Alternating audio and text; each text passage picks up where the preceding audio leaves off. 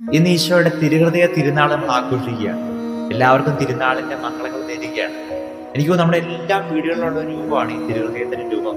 പരിശുദ്ധമായൊരിടം, പള്ളിയിലേക്ക് സക്രാരി കണക്ക് നമ്മൾ പൂജ്യമായിട്ടൊക്കെ കാണുന്ന ഒരു പ്രാർത്ഥനാ മുറി അല്ലെങ്കിൽ പ്രാർത്ഥിക്കുന്ന ഒരിടം.